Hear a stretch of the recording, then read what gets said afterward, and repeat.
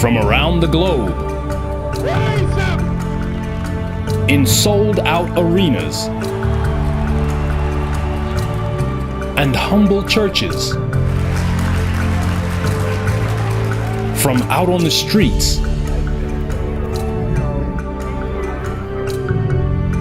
to your screen.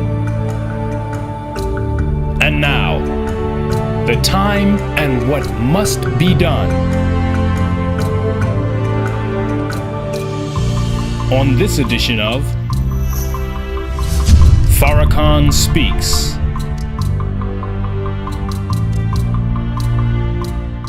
Greetings and welcome to the Time and What Must Be Done weekly broadcast by the Honorable Minister Louis Farrakhan. It is my extreme pleasure and honor on behalf of the Honorable Minister Louis Farrakhan to introduce Part 40 entitled Guidance to Our President and Our Nation.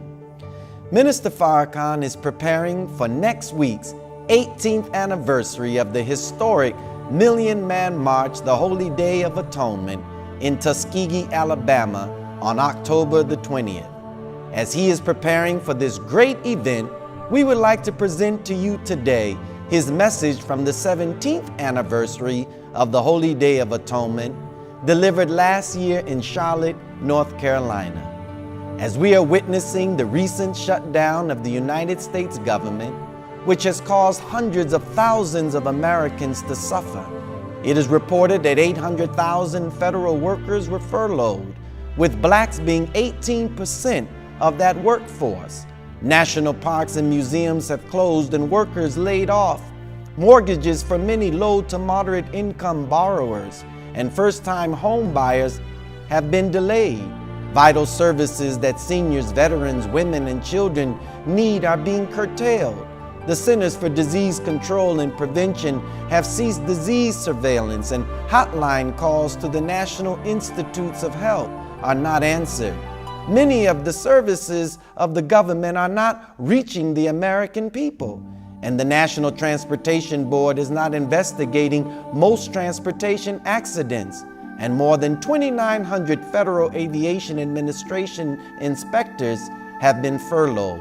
So we are witnessing a government that does not seem to be able to solve the critical problems necessary to serve the best interests of the American people. We believe the minister's words from last year in Charlotte, North Carolina, have proved to be prophetic, and so we present for your consideration again Minister Louis Farrakhan's message, Guidance to the President and Guidance to the Nation. Join me as we hear once again the Honorable Minister Louis Farrakhan.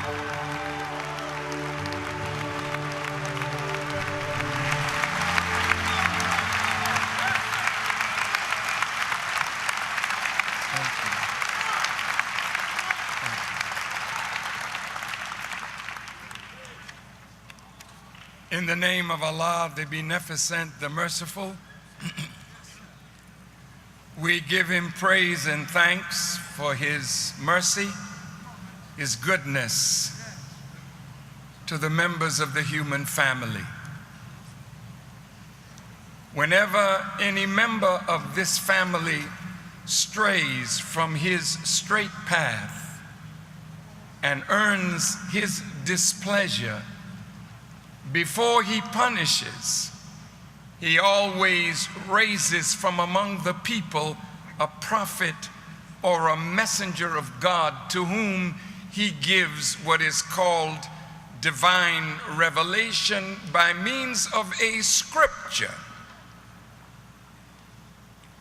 This scripture is used by His prophet or messenger to guide those who will back to His straight path, once again earning His divine favor. We thank Allah for Moses and the Israelite prophets that gave us what is called the Old Testament. We thank Allah for Jesus and the apostles that gave to us the Injil and the New Testament.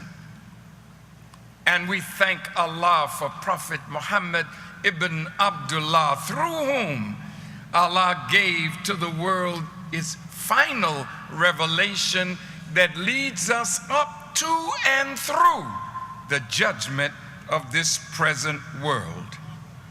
I am a student of the Most Honorable Elijah Muhammad, and I could never thank Allah enough for his merciful intervention in our affairs in the person of Master W. Farad Muhammad, the long sought after Mahdi of the Muslims and Messiah of the Christians. We thank him for his coming, and we thank him for raising up among us one to lead, teach, and guide us, one to guide America, one to warn America and the world.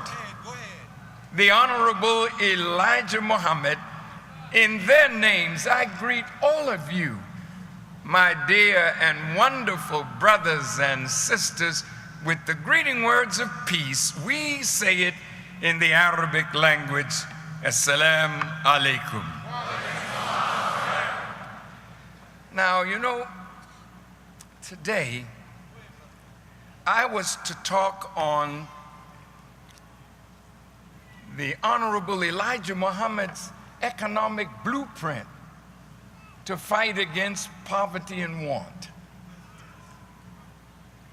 And 2 weeks ago, while I was sitting in the barber chair, a thought came to me. When we chose Charlotte to be the host of the 17th anniversary of the Million Man March, we didn't know that President Obama and the Democratic Party would have their convention here just a few weeks ahead of our arrival. And the thought came to me that maybe I should postpone that very important subject and speak on that which is more relevant, because today we face the American electorate and those who would be subjected to the results of the election just 3 weeks from now, both here and throughout the world. This election is so very, very important to so many.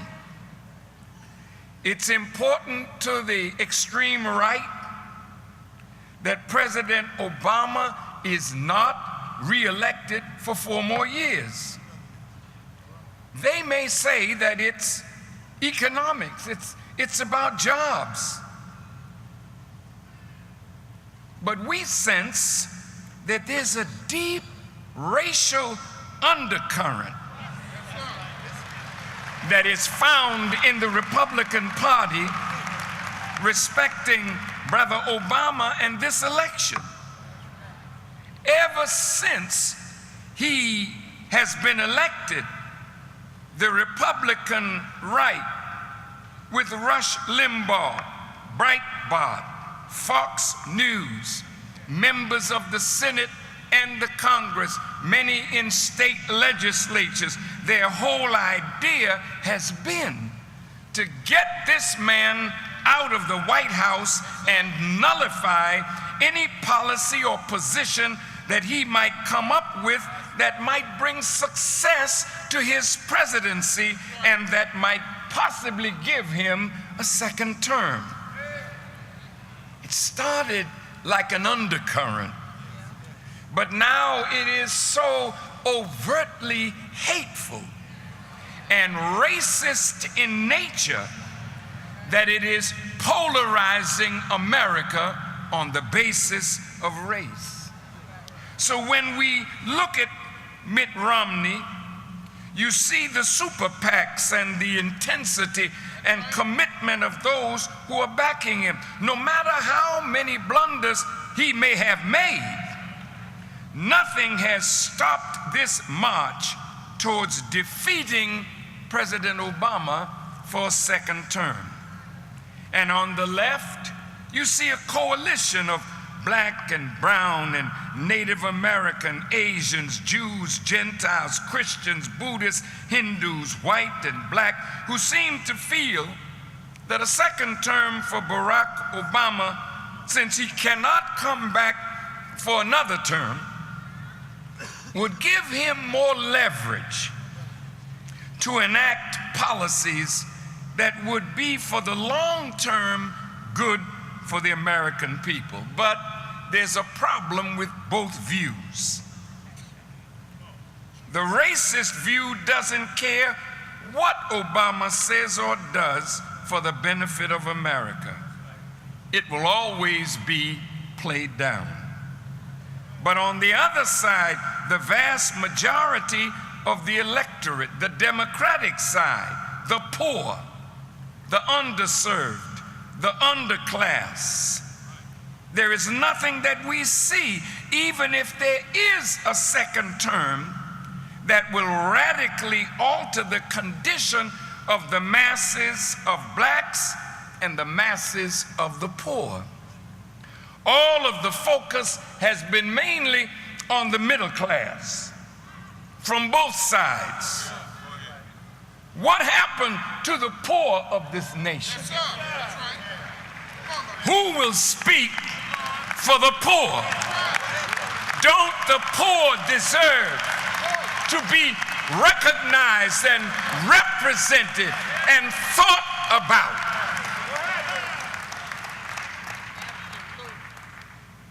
The scripture says that the poor heard the message of Jesus gladly. And is that the reason why the scribes, the Pharisees, and some of the Jews of that day hated him? Could it be that when you speak for the poor, the rich feel left out? The rich feel that you're troubling with that from which they get their riches. The rich people get their riches from sucking the lifeblood of the poor.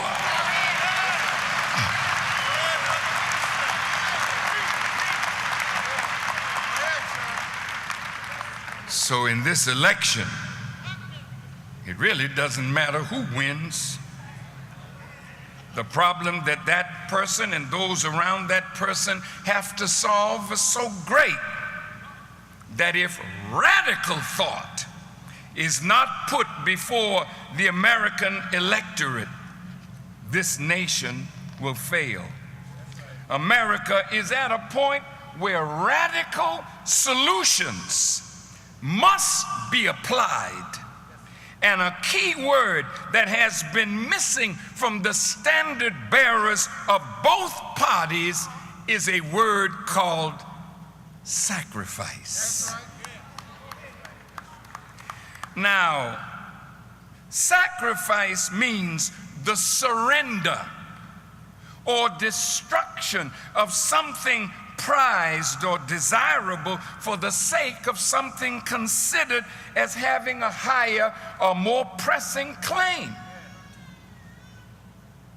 If the problems in America are to be solved, sacrifices are going to have to be made, all the way from the rich down to the poorest of the poor.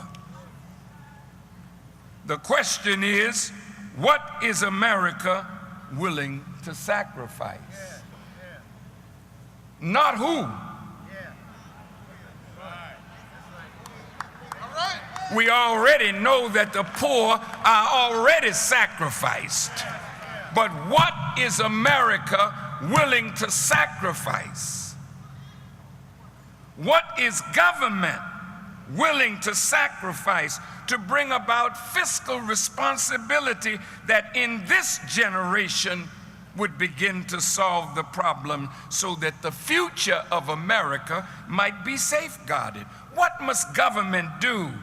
What must corporate America do in terms of sacrifice? What must labor unions do in terms of sacrifice? What must bankers do in terms of sacrifice?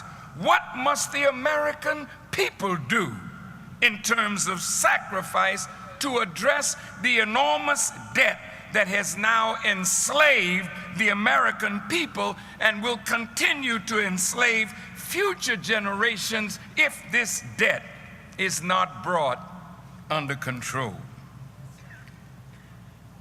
What are you, Black America, willing to sacrifice? Because we have to make some sacrifices too.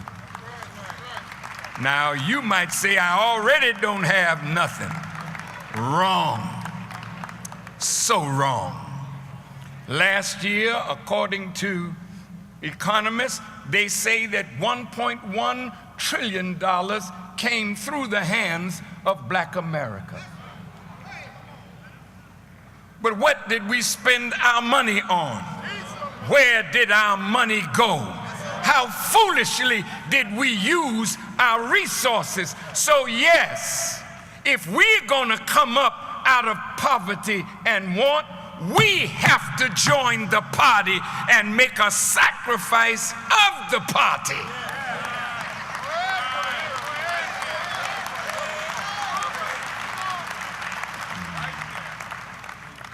Will the impatience of Americans and the unforeseen challenges of the future cause there to have to be a new government rising out of the ashes of this one? For this nation is now being sent to the depths of hell by the inordinate greed and lust for power and the wealth and resources of the peoples of the world in the hands of a few to the detriment of the many. Who do you think you are, Farrakhan, to offer guidance to America, to the world, to the president?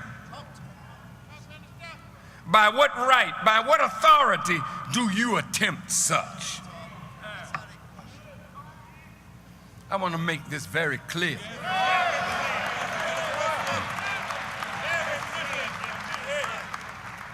This is our country.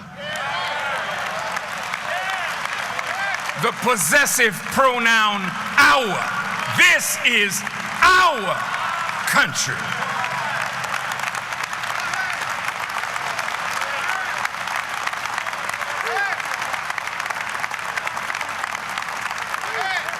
In fact, because of the contributions that we have made to America, we have more right to say so about the future of this country, since it is we who built America.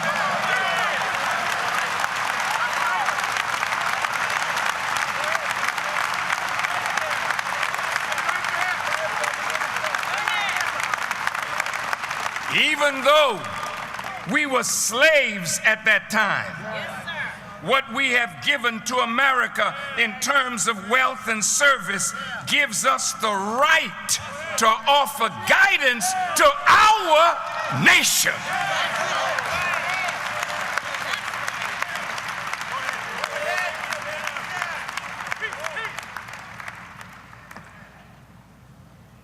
Now listen.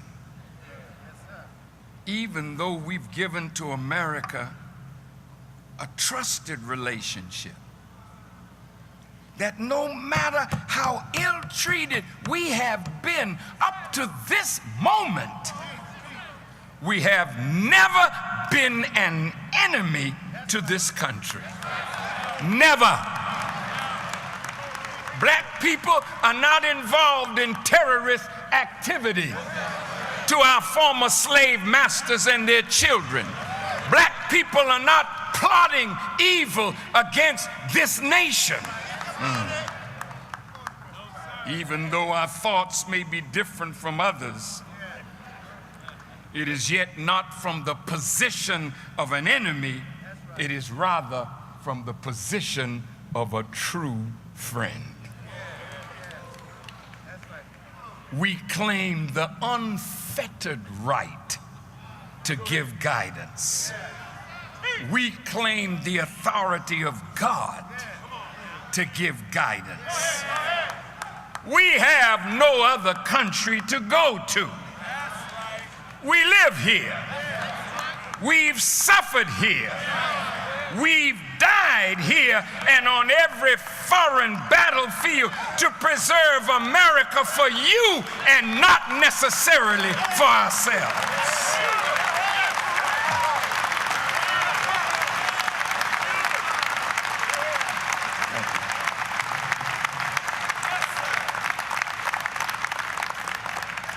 But now we are maturing.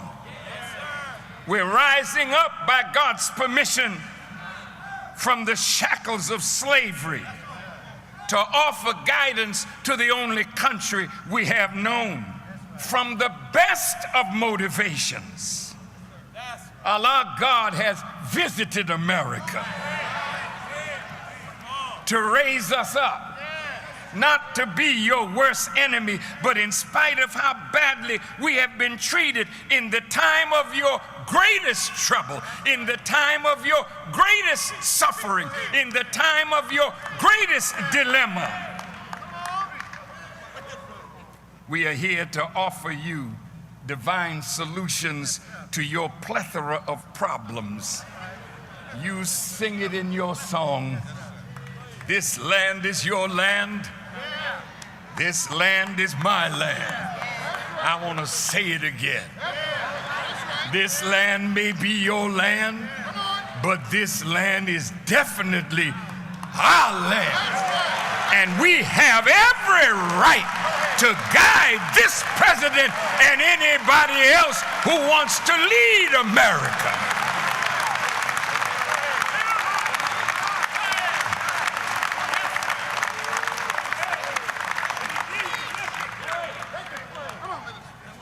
We deserve the right to vote. We deserve to fight against any abridgment of that right by any scheme or machination of our former slave masters and their children. We deserve the right to elect people of our race to help lead. We deserve that our elected officials should be respected and not plotted against by a racist system that wants to keep America white.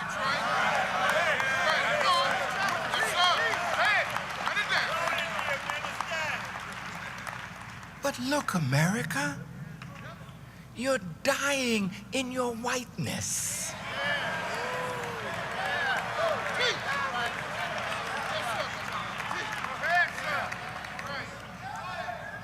So, I mean, if you want to stay white, it's okay.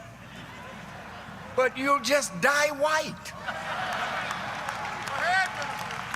Because the future of America is that we are here now. It's not a place of just white people. The whole human family lives in the borders of America. So if America really cannot open the heart and the mind and get a new attitude to receive what God has sent into these shores, then you will die, but you won't take us down with you. You will die alone.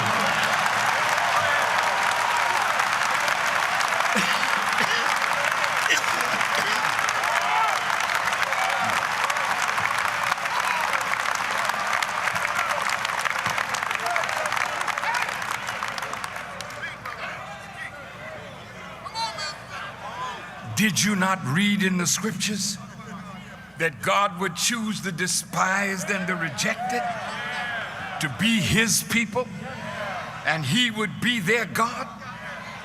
Did you not read that the stone that the builders rejected would eventually become the headstone of the corner? Did not you read that God would vex you with a foolish people, and that he would search the earth for his lost sheep that would be found enslaved and robbed, blind, deaf, and dumb? Yet he would raise one to open the eyes of the blind, make the deaf hear, make the dumb speak, raise the dead to life.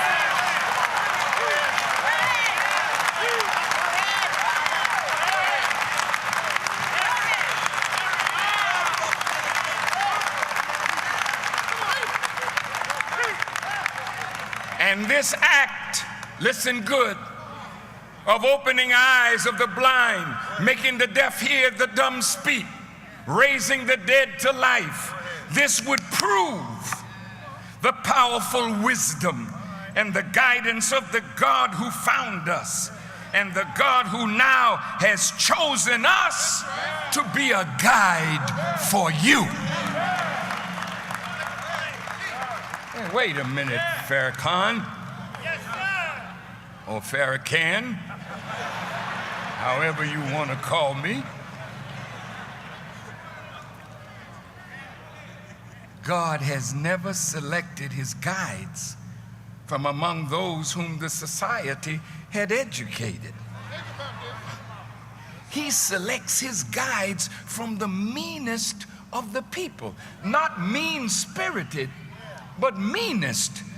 And so that definition, meanest, means those having little or no money, goods, or other means of support, dependent upon charity or public support, the needy, the indigent, the destitute, the penniless, the poverty-stricken, the meager, the miserable, the unhappy, and the pitiable. It is among those kind of people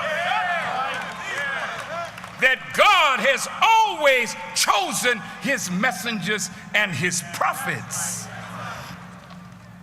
Well, his pattern has not changed. The God that is prophesied to come in the last days, that has found us, has declared that the wisdom of this world is considered to be foolishness in the sight of the guidance and the wisdom that he would bring. And as we watch the debates, which I'll get into in a few minutes, we are witnessing foolishness. Absolute foolishness. But I'll talk more about that in a few minutes.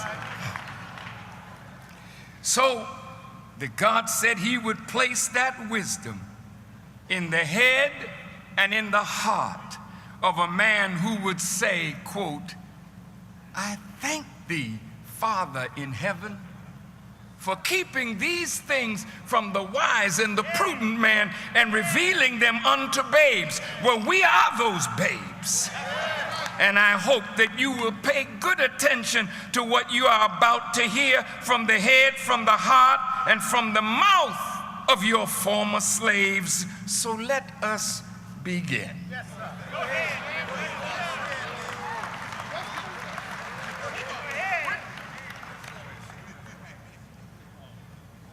The Nation of Islam has been in America for 82 years. That's right.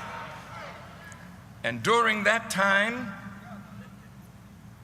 the originator of the nation, Master Farad Muhammad, guided and warned. For 40 years, independent of his teacher, the Honorable Elijah Muhammad guided and warned. And oh, it's right there in the Holy Quran, if you would look. Moses was given 30 days, and then 10 more were added. And after 40 nights, Moses said to Aaron, "Take my place among the people and act well, and follow not the way of the mischief makers." after 40 years, Elijah Muhammad made me his Khalifa to sit in his seat by his and God's authority to continue to teach and guide and warn a nation and a world and a sleeping people.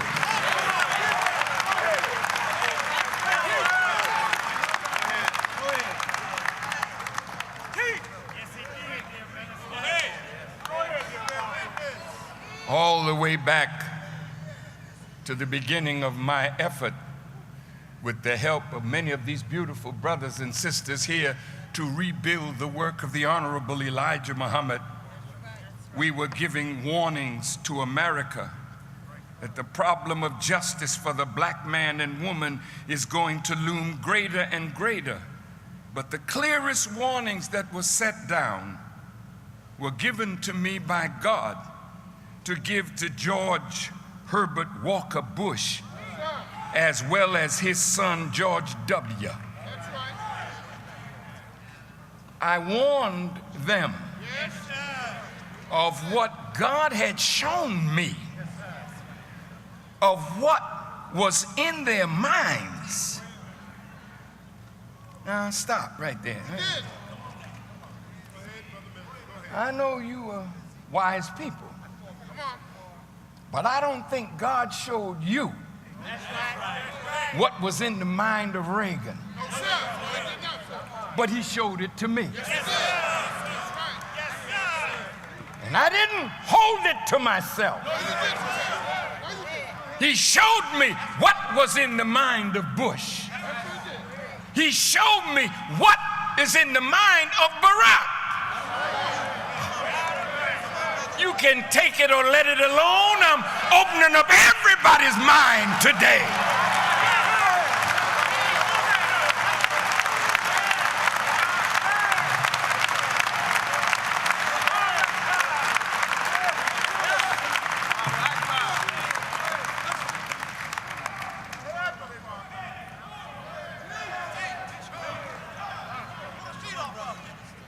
Now, let's talk about some of the things that we have been guided to say over the years that have proved true. When Reverend Jackson ran to be the nominee of the Democratic Party for the presidency of the United States, he asked me and us to come by his side, which we did. At that time, I was then standing up for him against many in the Jewish community who were trying to sidetrack and destroy his bid for the presidency of the United States. And at the height of that in '84, I was invited to the National Press Club by the president of the press club. And it said here, July 30th, 1984, listen to how they addressed it. Nation of Islam leader Louis Farrakhan, accompanied by bodyguards, addresses a sold-out, boisterous club luncheon maintaining his racist and anti-Semitic views. Club President John Fogerty says, quote, "I am proud to be president of an organization whose members and officers have the courage not to turn away from controversy." Now, at that time, they wanted to weigh Farrakhan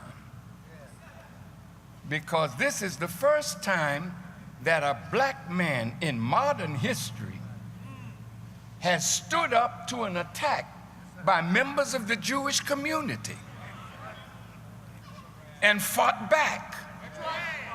And the more I fought, the more you rose. See, a punctified leader cannot raise up a scared to death people.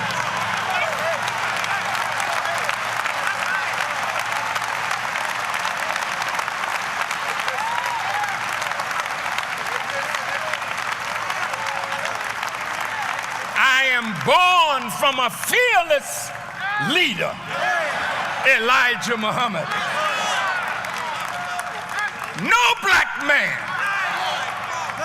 none, has ever said what Elijah said and did among us what Elijah did and never backed down.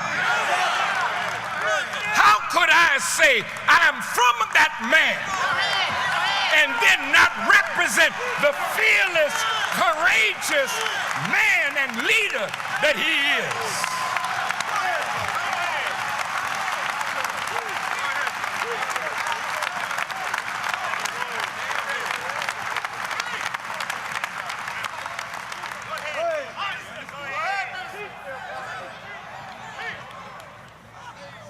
In 1984,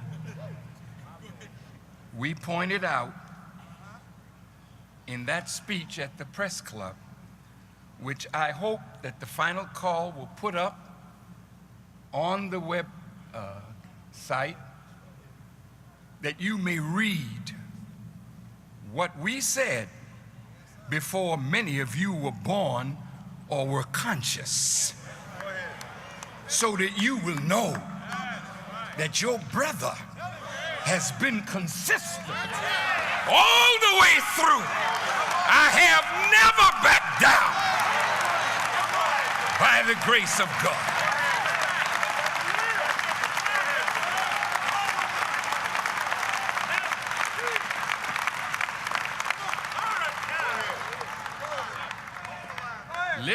Listen. I pointed out then, before the world press, that the people that we have elected to public office are no longer our representatives, but they are representatives of a corporatocracy, the oligarchy, the rich and the powerful. And because they can be bought by the lobbyists that are exercising sway in Washington, D.C., they are gradually eroding democracy for the American people.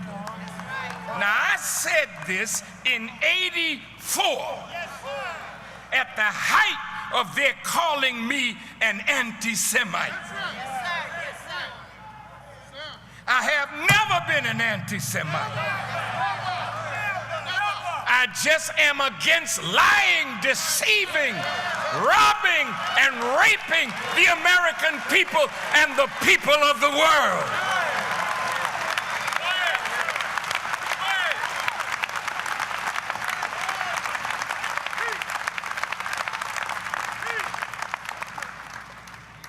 In 2010, the Supreme Court, in a landmark case, sanctioned the emergence of super PACs, by which corporations can spend unlimited amounts of money to buy elections. It is just unthinkable that a man would have to raise $1 billion to buy an American election. It's not substance. It's not intellect. It's not the ability to really solve the problems of America. It is who got the slickest media campaign. Because right now, you are the dumbed down American people. The wicked manipulate your ignorance.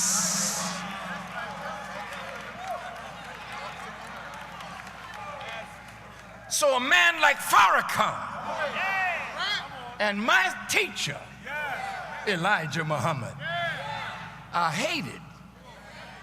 What have we done? I soon will be 80 years old. I never have been arrested. Not for chewing gum or spitting on the sidewalk. Best they got on Farrakhan is a heavy ankle and a speeding ticket.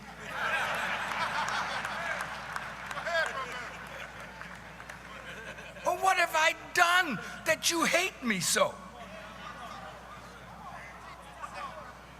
I raped nobody. I robbed nobody.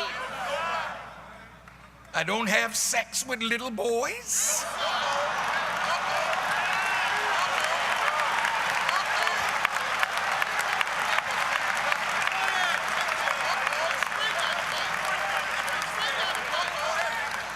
I don't smoke reefer. I used to.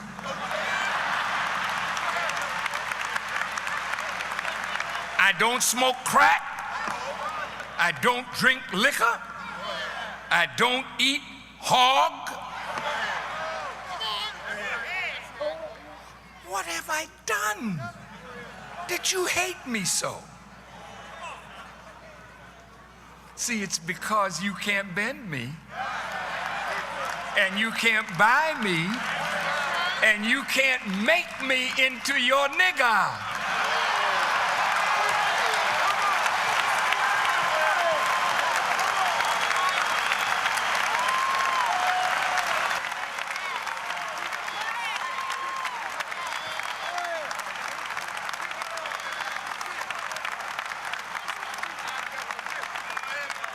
So,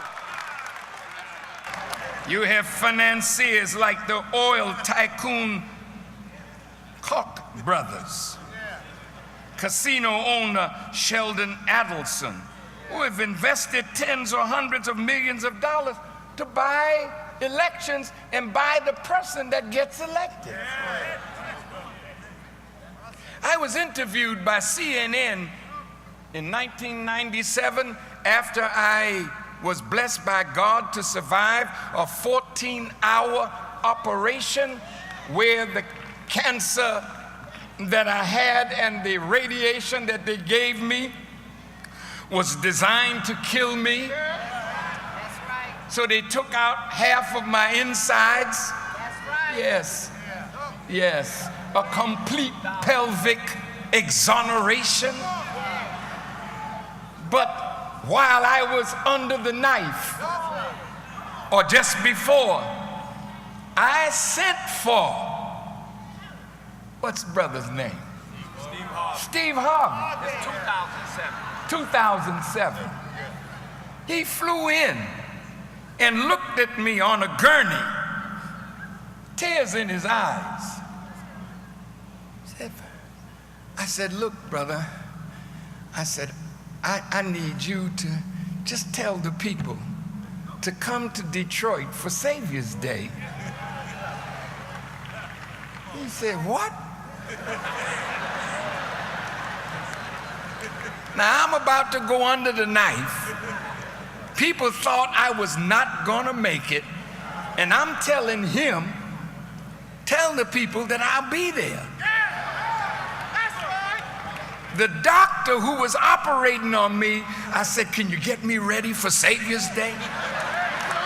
He said, look, Farrakhan, don't sweat us. We're just trying to get through this operation.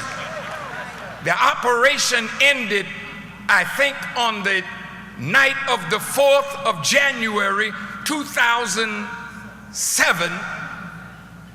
And by February 26th, I was in Detroit speaking for 2 hours to those who came, very much alive.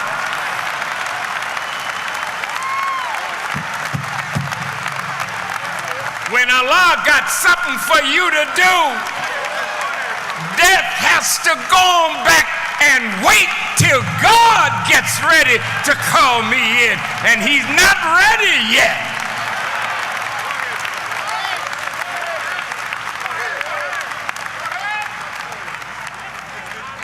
So they asked me on CNN, what do you think about this young man, Barack Obama, who was running then for the office?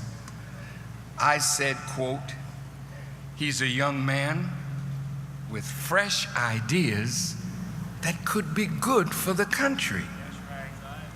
And then I said, but I am under no illusion that he's going to be able to accomplish what he has in his heart to do.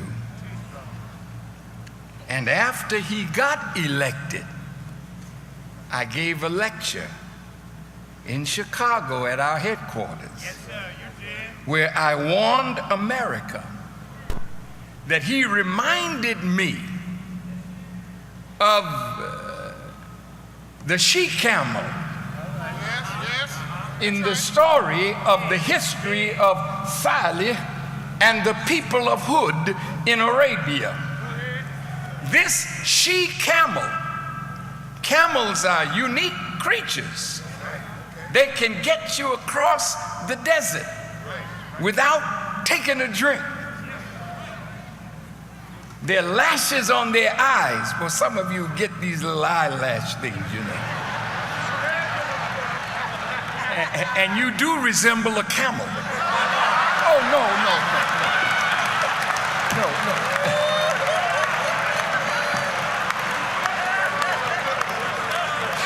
No, I didn't mean it in a pejorative sense.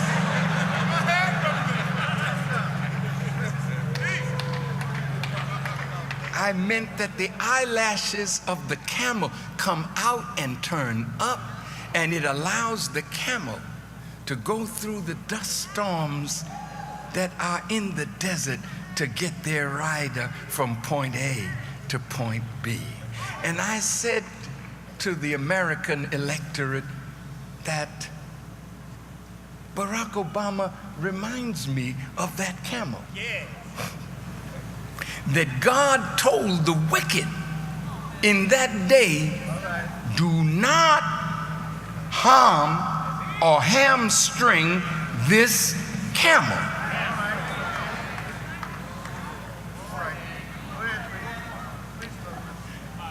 And I said to the American electorate, leave Obama alone. Yes, sir, you did. Because if you leave him alone and help him, he can get you across the desert. Now listen to this. But the wicked in the time of the prophet Salih and the people of Hud hamstrung the she-camel. Now let's see what America did to Obama. Y'all all right? Just hang with me. I ain't got nothing but time.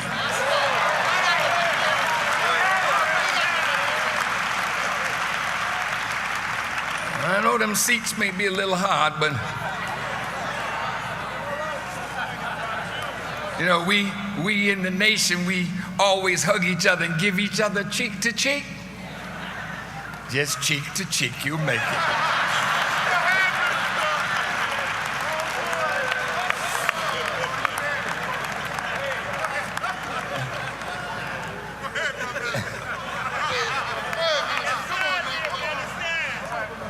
Well, you know, it's always good for a little levity when the subject matter is so tough, because it's going to get more rough as we go down the road.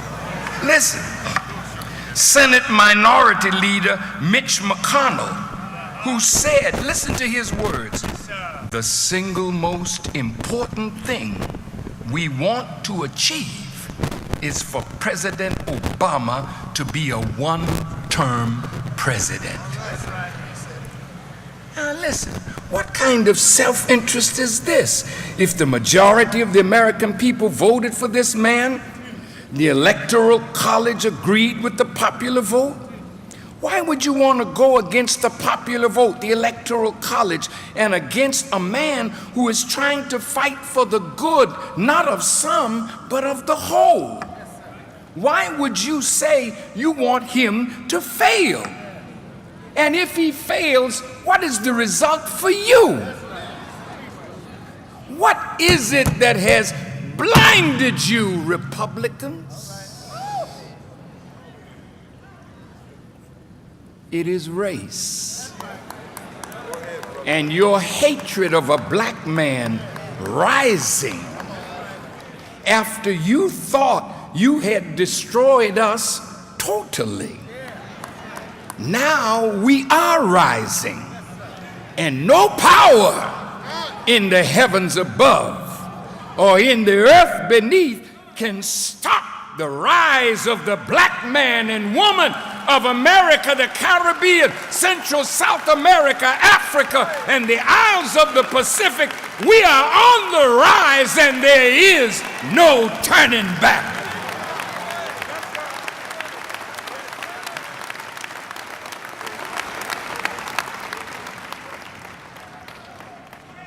We are rising, and it is blinding you, your hatred, the good that we could do for the country. So you purposely hamstrung that man. And your aim was not only that he would be unsuccessful, but if he had any success, you would do all in your power to limit its effect. Now let's listen to this. According to the New York Times writer Robert Draper, in a book titled "Do Not Ask What Good We Do" by Robert Draper, on the night of Obama's inauguration, the Republicans met and plotted ways to win back political power. I want you to listen. All that I'm saying to you is fact.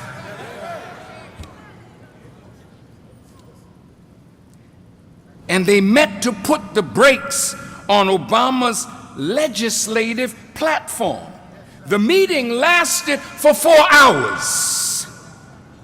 And about 15 ruffians,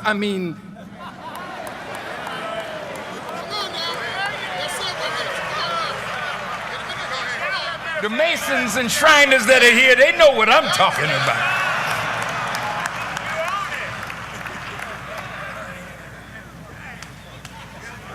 15 members of the House of Representatives met, and 3 of them, isn't that interesting?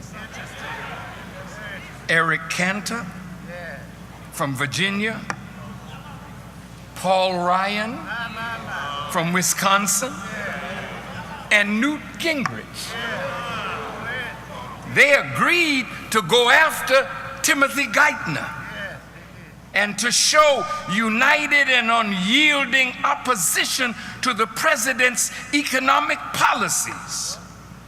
Their job was to jab Obama relentlessly in 2011 so that they would win the White House and the Senate in 2012. This is a quote. "You will remember this day," reports Draper Newt Gingrich as saying on the way out of the meeting. "You'll remember this day as the day the seeds of 2012 were sown. You'll remember this day," because their intention was to destroy his presidency.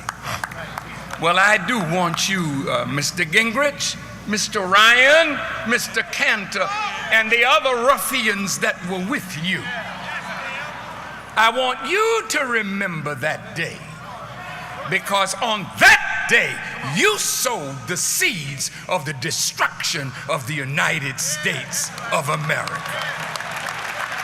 Take it or let it alone.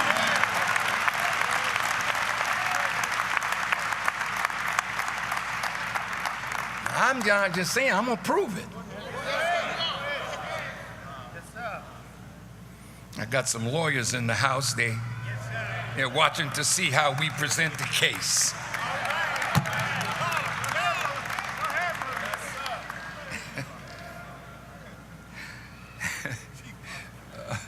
You don't know how happy I am to be in Charlotte.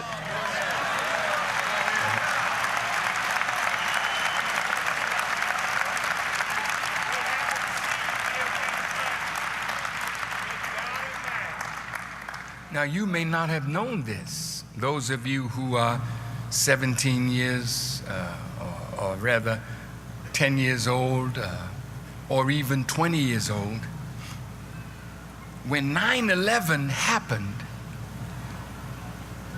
which was September the 11th, 2001, we held a press conference at Mosque Mariam 5 days later, where I was guided to say that this so-called war on terror is really a war against Islam.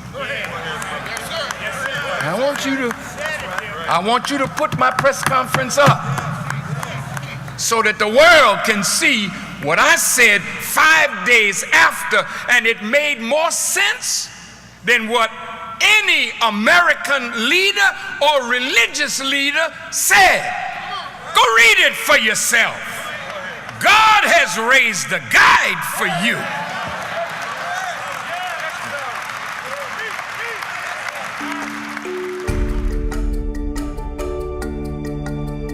Please log on again next week and every week this year for the time and what must be done. Tell your friends, tell your family. Log on to noi.org every Saturday, 6 p.m. Central Time for truth, guidance, and unequaled love from the national representative of the Most Honorable Elijah Muhammad and the Nation of Islam, the Honorable Minister Louis Farrakhan. Pass on the word every Saturday at 6 p.m. Central Time at noi.org. The time and what must be done. Remember, to have Minister Farrakhan answer your questions, tweet them to @LouisFarrakhan, #AskFarrakhan. And to add this message to your library or as a gift for someone you love, go to store.finalcall.com.